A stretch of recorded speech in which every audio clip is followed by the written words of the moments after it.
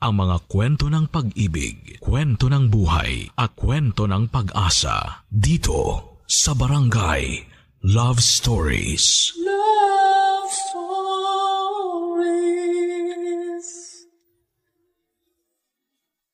Walang perpektong pamilya at wala ring perpektong magulang.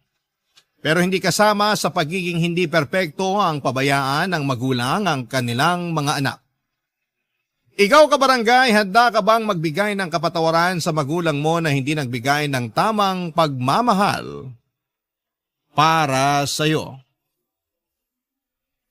Dear Papa Dudut, lahat daw tayo ay pwedeng magkamali at dahil walang perpektong tao, dapat daw na palagi tayong marunong magpatawad. Pero hindi lahat ng kasalanan o pagkukulang ay madaling kalimutan, lalo na kung nag-iwan ito ng malalim na sugat sa mga puso natin. Magandang tanghali po sa inyong lahat at sa lahat ng kabarangay natin na nakikinig ngayon.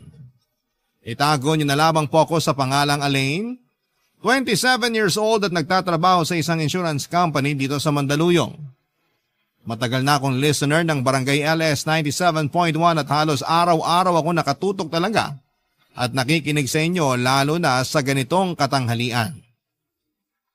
Kaya naman kayo rin po talagang naisip ko na kwentuhan at hinga ng payo tungkol sa bagay na gumugulo sa isipan ko.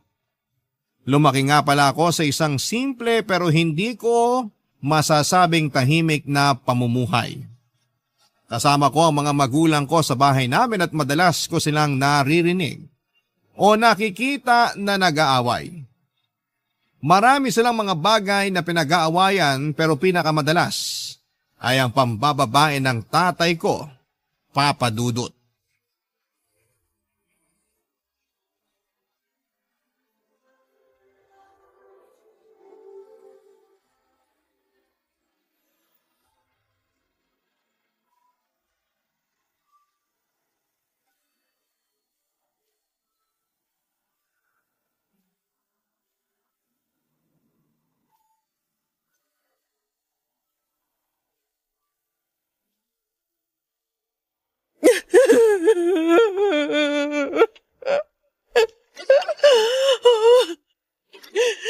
Nay, ano pong hapunan natin? Nagugutom na po kasi ako, tsaka... Nay? Umiiyak po ba kayo? Nay, ano pong nangyari? Bakit po kayo umiiyak? Elaine, ang tatay mo. Wala na siya. Umalis na siya. Iniwan niya na tayo. Ano pong ibig niyong sabihin na iniwan niya na tayo? Umalis siya kanina at dinala niya na mga gamit niya. Ha? Pero bakit po yung ginawa ni tatay?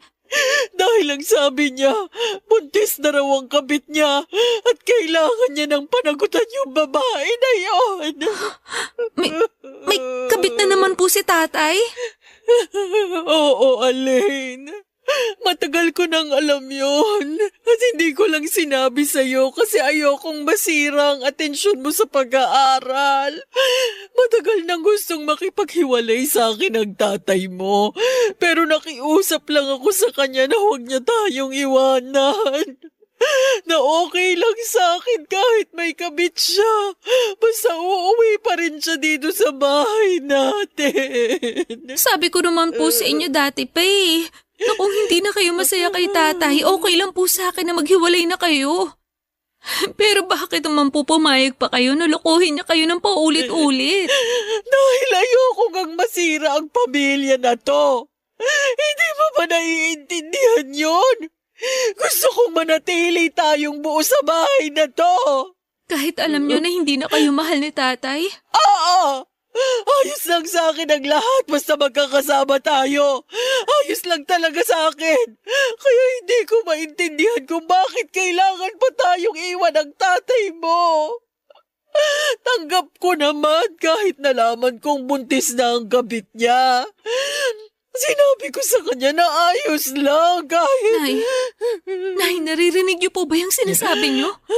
Ayos lang po talaga sa inyo kahit nabuntis ni tatay ang kabit niya? Wala na po ba talaga kayo natitirang respeto para sa sarili nyo?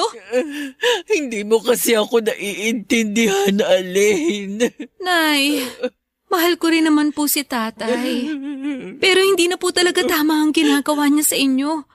Kaya wala na rin ako nakikitang dahilan para mahalin at irespeto ko pa siya bilang tatay ko. Huwag mo gang sabihin yan. Tatay mo pa rin siya. Kung marunong siya magpakatatay, hindi siya aalis ng bahay na to. Hindi niya kayo lolokohin. At hindi siya magkakaroon ng anak sa ibang babae. Kaya gumising na po sana kayo. Huwag niyo na pong iyakan ng isang walang kwentang tao na gaya niya. Hindi ko kaya.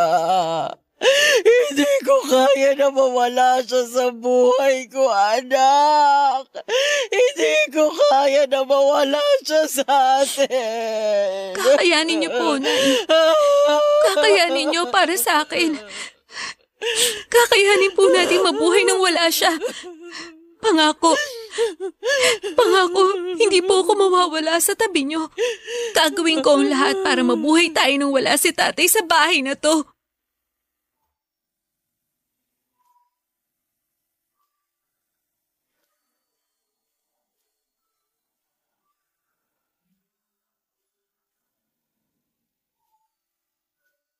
Papa Dudut, hindi yun ang unang beses na ng babae si tatay, pero yun ang unang beses na iniwan niya kami para sa ibang babae.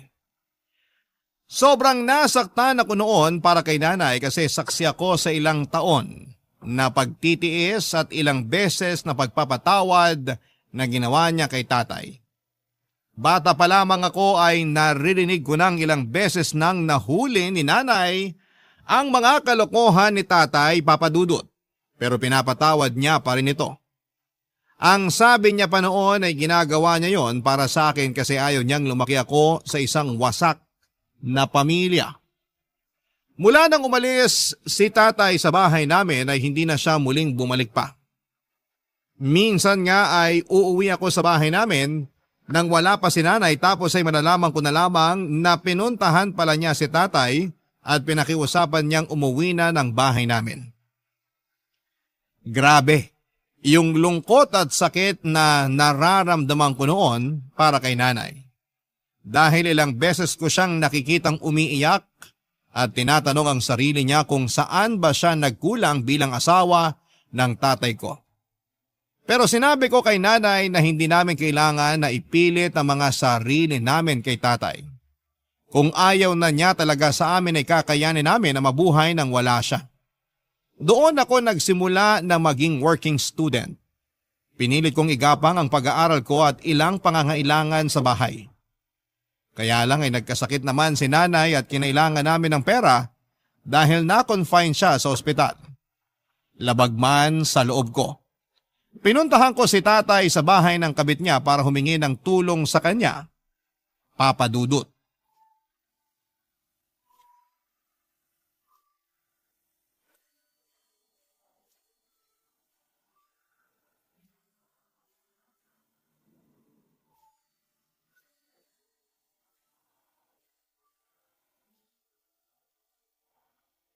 Tao po! Tao po! Tay, nandito po ba kayo? Tao po! Oh, Alain, anong ginagawa mo dito? Tay, gusto ko po kasi kayo makausap. Paano mo nalaman kung saan ako nakatira? Nakita ko po sa maliit na notebook ni nanay na palagi niyang dala kapag umaalis siya ng bahay. Bakit ka ba nandito? Kailangan ko po kayo makausap, Tay. Umalis ka na, dahil wala naman tayong dapat pag-usapan. Kailangan ko po ng tulong niyo, Tay. Nasa ospital po si nanay at kailangan na maoperahan siya agad. Hindi ako doktor, kaya bakit ako pinuntahan mo? Dahil kailangan ko po ng pera at hihingi po sana ako ng tulong sa inyo. Pasensya na pero wala akong pera, kaya makakaalis ka na. Tay, nakikiusap ako. Huwag niyo muna akong pagsaraduhan ng pinto. Sinabi ko na nga na wala kang mapapala sa akin, di ba? Kaya umalis ka na, Alain! Tay, hindi ko naman po talaga gustong pumunta dito sa bahay niyo eh. Ayun naman pala eh! Bakit ayaw mo pang umalis? Baka maabutan ka pa ng... Ano? Ng kabit mo? Umalis ka na! Hindi talaga kita matutulungan dahil marami rin kaming gastusin dito sa bahay. Tay, nakikiusap po ko. Wala na po kasi talaga akong ibang malapitan. Pero wala nga akong kahit anong tulong na maibibigay sa'yo. Buntis sa kinakasama ko. Kaya gipit din kami sa pera ngayon. Gipit? Talaga? O sadyang wala ka na lang talagang pakialam kay nanay? Tay, baka nakakalimutan nyo na mag-asawa pa rin kayo ni nanay. Nag-usap na kami ng nanay mo. At alam niyang wala na ako responsibilidad sa kanya dahil tapos na ang lahat sa aming dalawa. At kasama po ba ako sa sinasabi niyong responsibilidad? Kahit hanggang ngayon at kahit kailan, hindi na magbabago na anak mo pa rin ako. Bakit hindi kayo makasagot? Kasi nahihiya kayong aminin na tinalikuran niyo na pati ang pagiging tatay niyo sa akin. Tay, hindi naman po talaga ako pumunta dito bilang anak niyo. Dahil mula nung umalis kayo sa bahay, tinanggap ko nang wala na akong tatay. Pumunta ako dito bilang anak ni nanay na humihingi ng tulong para sa kanya. Pero mukhang wala rin talaga ako mapapala dito dahil napakatigas ng puso niyo. Mali pala. Wala pala talaga kayong puso. Umalis ka na. Dahil ayoko maabutan ka pa rito na kinakasama ko. At baka makasama pa sa pagbubuntis siya kapag nakita ka niya. Buti pa sa pinagbubuntis ng kabit niyo, concerned kayo. Pero sa akin na anak niyo kay nanay, wala talaga kayong pakialam. Dahil alam kong kaya mo na ang sarili mo. Kakayanin ko kasi wala na talaga akong tatay. Kakayanin namin ni nanay na wala ka na sa buhay namin. At tandaan niyo, ito ang kahuli-hulihang pagkakataon na ituturing ko kayong tatay ko.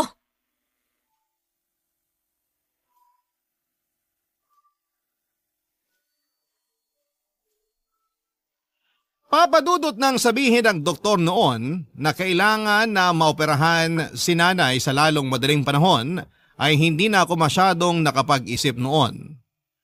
Pumunta na kaagad ako kay tatay para humingi ng tulong para sa kanya. Alam ko kung saan siya nakatira noon kasama ang kabit niya dahil nakita ko na nakasulat yon sa maliit na notebook ni nanay noon. Naisip ko na kahit papaano ay magiging concern pa rin si tatay kay nanay dahil mag-asawa pa rin sila sa papel. Ilang taon din silang nagsama at minahal siya ng sobra ng nanay ko. Kahit na iniwan na niya kami, alam ko na hindi niya hahayaan na may masamang mangyari kay nanay. Pero nagkamali ako sa akala ko dahil naging napakatigas ng puso ng tatay ko. At kahit na anong pakiusap o pagmamakaawa ang gawin ko noon, ay talagang tiniis ako ni tatay na hindi tulungan sa panggastos para sa operasyon ni nanay. Papadudot hindi ako makapaniwala na wala na talagang natira ni katiting na pagmamahal si tatay para kay nanay. Mabuti na lamang at nahingan ko ng tulong noon ang isa kong kaklase at pinahiram niya ako ng pera para sa operasyon ng nanay ko ng mga panahong kailangan namin ng tulong. Papadudot. Barangay Love Stories. Barangay Love Stories.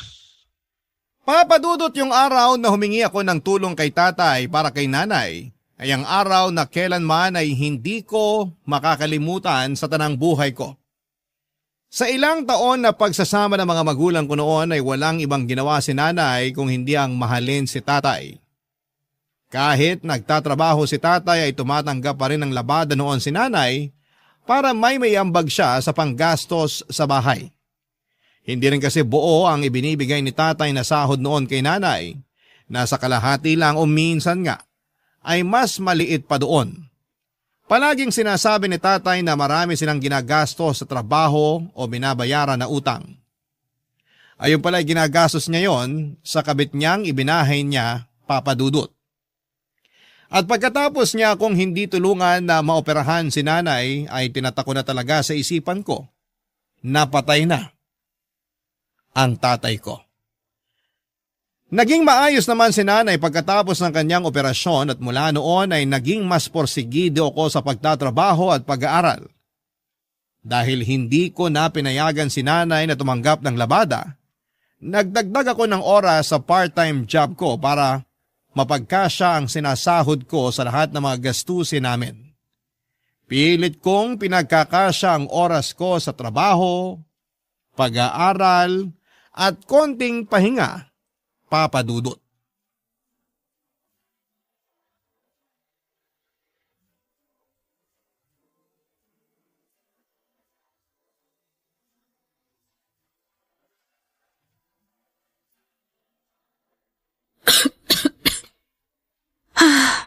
Ang hirap naman itong nire-review ko. Alin, anak? O Nay, bakit gising pa po kayo? Mag-aalas 2 na po na madaling araw Hindi rin kasi ako makatulog, saka naririnig ko na rin kasi ang pag-ubo mo. Nagising po ba kayo dahil sa pag-ubo ko? Pasensya na po kayo kasi hindi ko rin po talaga mapigilan Ayos lang. Hindi lang din naman talaga ako makatulog. Eto kinawang kita ng calamansi juice. Naku, salamat po. At yan po talaga ang kailangan ko. Sakto kasi dito niyo pa tinimpla sa paboritong tasa ko. Siyempre naman, alam ko na itong tasa rin ang gusto mong palaging iniinuman. Pero bakit ba hindi ka na lang muna magpahinga? Ilang araw ka na ring puyat at inuubo. Hindi po pwede kasi maaga rin po ang exam ko mamaya. Hindi ka na ba talaga matutulog? May oras pa naman po ako para umidlip. Kasi malapit na rin po ako matapos dito sa nire-review ko. Ang sarap po nitong calamansi juice na ginawa niyo. Naku, mabuti naman at nagustuhan mo. Kasi alam ko na makakatulong din yan para hindi na masyadong mangati ang lalamunan mo. Malaking tulong po talaga to. Salamat po. Medyo gagabahin nga po pala ako ng uwi mamaya. Kasi magdadagdag po ako ng oras dun sa part-time job ko. Bakit naman magdadagdag ka pa ng oras sa trabaho? Nagpaalam po kasi yung isang katrabaho ko na hindi siya makakapasok mamaya dahil masama yung pakiramdam niya. Ako na po nag-volunteer na saluhin yung shift niya. Masama din naman ang pakiramdam mo, kaya dapat hindi mo na ginawa yun. Konting pahinga lang naman po ang kailangan ko pagkatapos ng klase ko. At saka, bayaran na rin po kasi ng bills natin para sa tubig at kuryente. Kaya kailangan ko rin po talaga magdagdag ng oras sa trabaho. Pasensya ka na anak ha. Wala na akong naitutulong halos dito sa bahay. Ano po ba yung sinasabi niyo, Nay? Halos wala na nga po akong ibang ginagawa dito sa bahay kundi mag-aral at magpahinga. Dahil lahat ng gawaing bahay inaasikaso niyo na po. Ayun lang naman kasi ang pwede kong gawin. Kasi ayaw mo na akong payagan na tumanggap ng labada. Kasi po baka makasama pa sa katawan niyo. Di naman ako magpapakapagod sa paglalaba, Alin. Kaya ko pang tumanggap ng labada para kahit papaano. Nay, pinag-usapan na po natin to, di ba? Oo na. Ang gusto ko po, nandito lang kayo palagi sa bahay. At kung kikilos man kayo, yung mga gawain lang dito sa bahay. Ayoko na po na masyado niyong pinapagod ang sarili niyo. Pero nahihiya na kasi ako sa'yo, anak. Tignan mo nga ang sarili mo, Ang payat-payat mo na kasi palagi kang pagod at puyat sa trabaho at sa pag-aaral mo. Nag-diet lang po talaga ako, Nay. Hindi po to dahil sa pagod o puyat. Kaya wag po kayo masyado mag-alala sa akin. May konting ubo lang po ako ngayon pero ayos lang po talaga ako. Alam ko naman po na hindi talaga madali ang sitwasyon natin ngayon. Wag po kayong mag-alala. Gagawin ko po talaga ang lahat para makatapos ako sa pag-aaral. At mas magiging maayos ang buhay natin. Papa Dudut, ginawa ni Nanay ang lahat para makatulong sa akin. Nung una nga ay ayaw niya pang pumayag nang sabihin ko sa kanya na huminto na siya sa pagtanggap ng mga labada. Ayaw niya raw kasi na maging pabigat sa akin. Sinabi ko kay Nanay na kahit kailan ay hindi siya naging o magiging pabigat sa akin. Kaya sa huli pumayag na rin siya sa pakiusap ko na hindi na tumanggap ng labada. Pero kahit na hindi na tumatanggap si Nanay ng labada ay grabe naman ang pag-aasikaso na ginagawa niya sa akin noon. Kapag nasa bahay ako ay sinisigurado ni Nanay na may maihahanda siyang pagkain para sa akin. Inaasikaso niya rin ang mga gamit o uniform ko na para sa school o sa trabaho.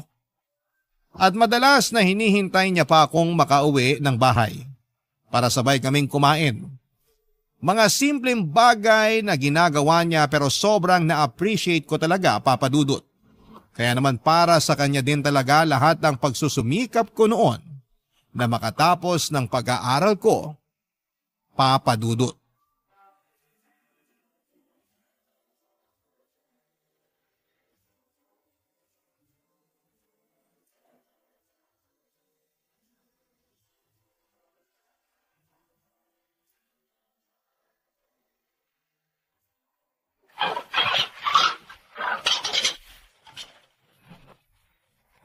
Alain, tulungan na kita dyan sa pagliligpit mo. Ayos lang po, Nay. Patapos na rin po ako dito. Sigurado ka ba? Opo, kasi mga baso na lang naman yung binabanlawan ko dito. Okay. Sige, pero napagod ka ba kanina sa pag-aasikaso ng mga bisita para sa celebration natin ng graduation mo? Hindi naman po, Nay. Kayo nga po ang iniisip ko kasi alam ko na kayo ang mas napagod. Dahil sa mga ginawa niyong pagluluto ng mga pagkain para sa handa ko. Sabi ko naman po kasi sa inyo mag-order na lang tayo ng mga pagkain eh. Mas makakamura kasi tayo kung ako ang magluluto. At yun naman ang nangyari, di ba? Malaki ang natipid natin kanina dahil ang mura ng mga gulay at karne na binili ko. Binenta ng mga suki ko ng mas mura ang mga paninda nila sa akin nung sabihin ko na para sa'yo yon, para sa graduation celebration natin ang pagtatapos mo sa pag-aaral. Talaga po, Nay? Oo. Nakakatuwa naman po sila. Sakto nga lang din po yung niluto nyo eh, kasi konti lang yung mga bisita natin kanina. Sabi ko naman kasi sa'yo, imbitahan mo lahat ng kaklase mo para malaman nila kung gaano kasarap magluto ang nanay mo. Alam naman na po yun ng mga kaklase ko, kasi madalas nyo akong pinapabaunan ng pagkain para sa lunch ko. At saka, busy rin po yung mga yon kasi may celebration din ngayon sa mga bahay nila. Pero thank you po. Kasi ang aga niyo pong nagising kanina para mamalengke at mag-asikaso ng mga lulutuin. Wala yun anak, hindi rin naman ako masyadong napagod. Sigurado po ba kayo? Parang narinig ko po kasi kanina na sinabi niyo kay Ninang na medyo sumasakit ang balakang niyo. Anak, hindi naman yun dahil sa ginawa kong pagluluto sa buong umaga. Sadyang tumatanda na rin talaga ang nanay mo, kaya may mga ganito na akong pananakit ng katawan na nararamdaman. Kaya nga po ayoko na masyado kayo nagpapakapagod dito sa bahay. Kapag talaga yumaman tayo, ikukuha ko na kayo ng kasambahay. Ay nako, ayan naman ang hindi ko papayagan na gawin mo. Kasi ayoko talaga ng may ibang tao dito sa bahay natin. Hindi ako komportable na may estranghero tayong kasama dito.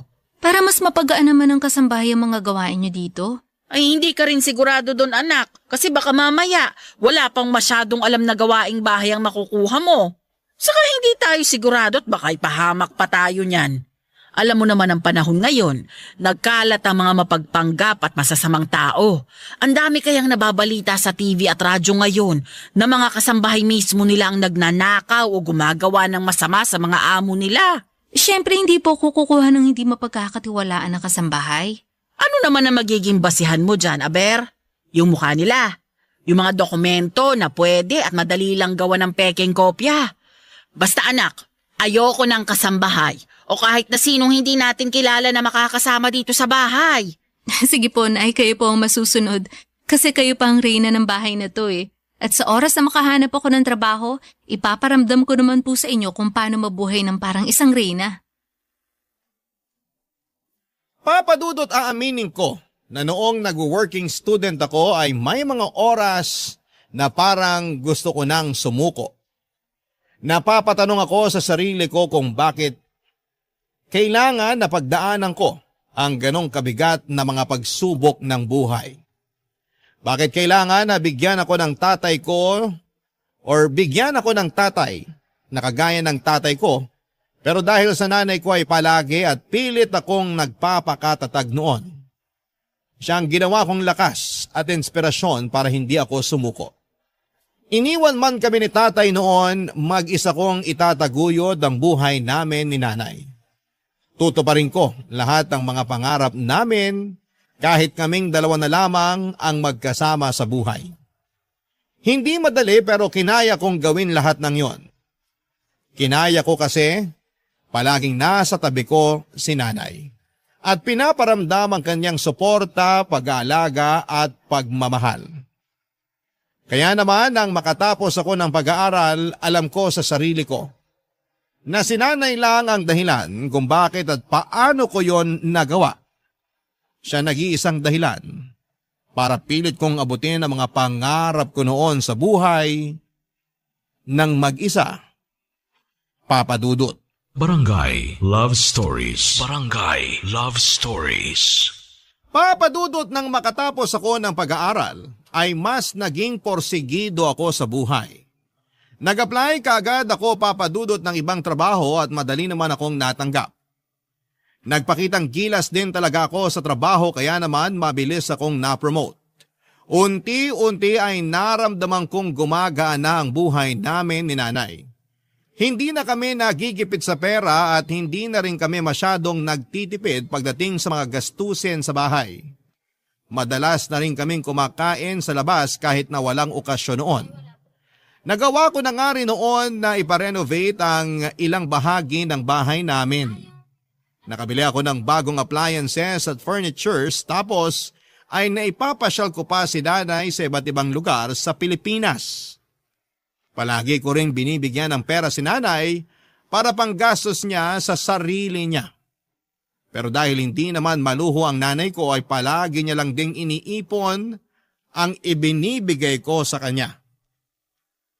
Gusto ko lang din talagang iparamdam kay nanay na malas man siya sa lalaking napangasawa niya, ay suwerte naman siya sa naging anak niya, Papa Dudut.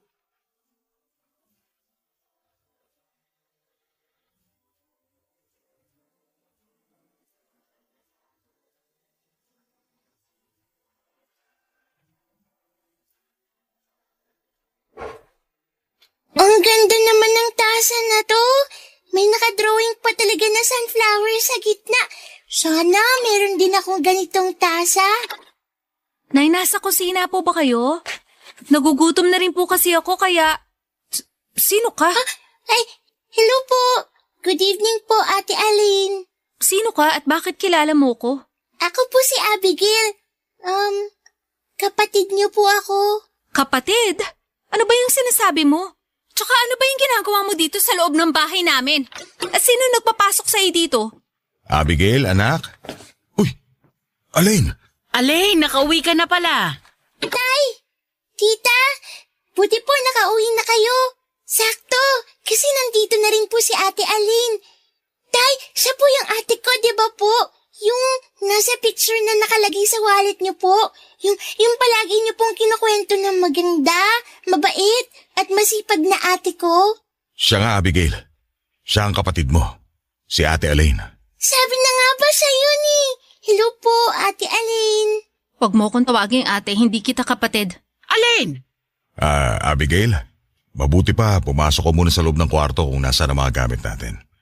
Tatawagin ka na lang namin kapag kakain na tayo ng hapunan. Sige po, Tay. Nay, ano pong ginagawa ng mga taong yan dito sa bahay natin?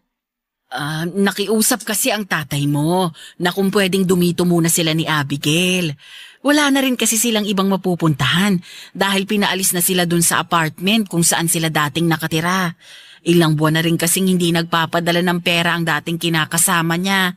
Nagtatrabaho na kasi sa Japan. Kaya bumalik siya dito sa bahay natin ngayon? At talagang tinanggap niyo pa talaga siya kasama ang anak niya sa labas? Kapatid mo si Abigail, Alain. Wala akong kapatid kasi matagal na akong walang tatay. Alain! Huwag mong pagtaasan ng boses ang tatay mo.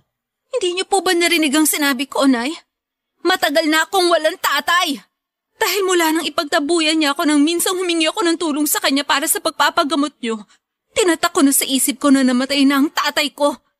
Kasi siya naman yung umalis eh. Siya yun ang iwan at nagalis sa atin sa buhay niya. Tapos ngayong bigla siya bumalik, tatanggapin niyo naman agad siya. Kalilimutan niyo lahat ng ginawa niyang panuloko sa inyo. Aalisan niyo na naman ng respeto ang sarili niyo. Magpapakatangan na naman kayo sa lalaking yan. Bahay ko pa rin ito at ako pa rin ang masusunod sa bahay na to. Kaya sa ayaw at sa gusto mo, dito muna titira ang tatay at kapatid mo. Papa Dudut, pakiramdam ko ay parang bumalik bigla lahat ng galit sa puso ko nang muli kong makita si tatay sa loob ng pamamahay namin. Bumalik bigla sa isipan ko yung pang-iiwan na ginawa niya kay nanay at pagtataboy sa akin noong humingi ako ng tulong sa kanya. Naramdaman ko ulit ang sama ng loob sa kanya dahil sa paulit-ulit na pangangaliwa niya kay nanay. Gustong gusto ko talaga siyang paalasin noon pero hindi ko magawa kasi si nanay na mismo ang nagpatuloy sa kanya sa bahay namin. Papadudot sa ilang taon na pilit kong ginapang ang pag-aaral ko at buhay namin ni nanay nakatatak sa isipan ko na patay na si tatay. Dahil alam ko naman na noon na wala na akong kahit na anong aasahan mula sa kanya. Inalis niya kami sa buhay niya kaya dapat na rin namin siyang alisin sa buhay namin. Yung mga plano ko noon ay para sa aming dalawa na lamang ni nanay. Hindi na kasama doon si tatay kaya mabigat para sa akin na muli siyang makasama sa iisang bahay kasama pa ang bunga ng kasalanang ginawa niya sa pamilya namin, Papa Dudut.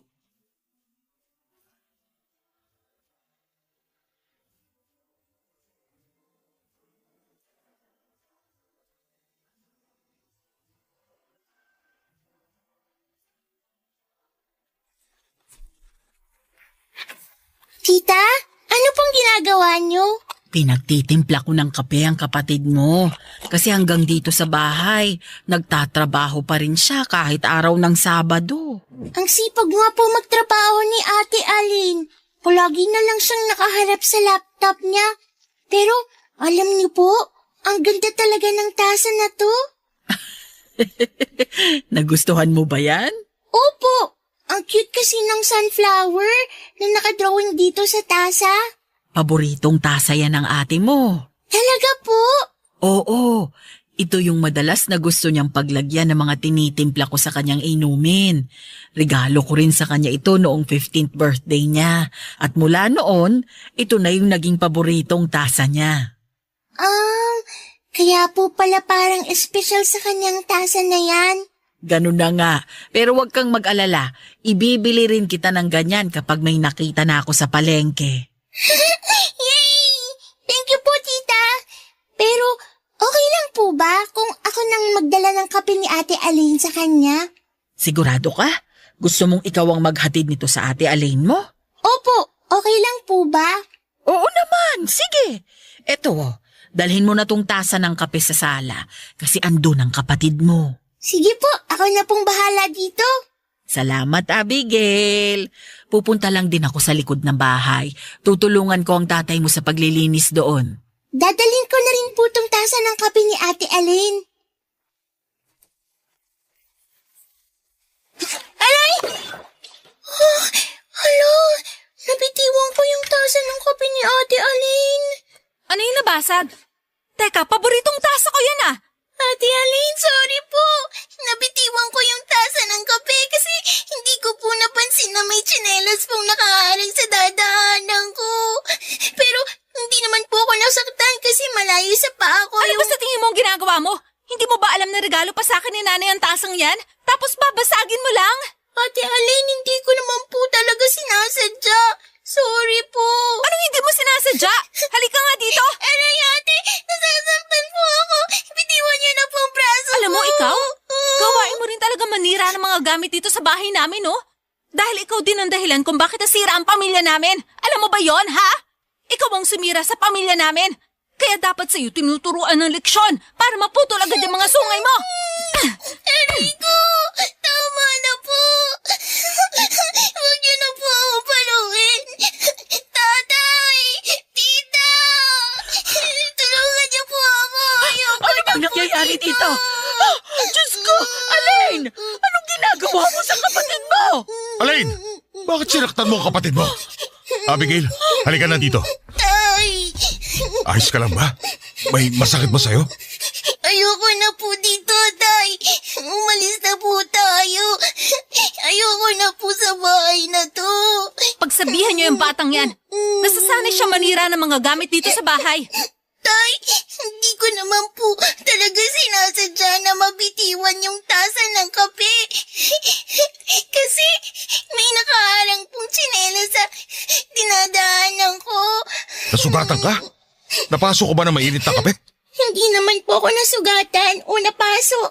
Kaya lang, nagalit na po agad sa akin si Ate Aline. Hindi ko naman po talaga sinasadya na mabasag ang paborito niyang tasa eh. Alain! Ano na naman bang kinagagalit mo kay Abigail? Binasag niya lang naman ang paborito kong tasa, Anay. Hindi naman sinasadya ng kapatid mo na babasag ang tasa mo, Elaine. Kaya hindi mo na siya kailangan saktan. Pwede po ba? Huwag niyo nang ulit-ulitin na kapatid ko ang batang yan dahil magkaiba kami ng nanay. Ako pa rin ang tatay niyo ni Abigail. At hindi mo na mababago yon. Matagal nang patay ang tatay ko. At hindi niyo na rin po mababago yon. Hindi niyo na po maaalis sa isip ko na inabandonan niyo kami ni nanay para sa kabit niyo at sa batang yan. Kaya huwag niyo nang asahan na magbabago pa ang pakikitungo ko sa anak niyo. Kasi para sa akin, hindi ko siya kapatid at hindi ko siya ituturing na parte ng buhay ko.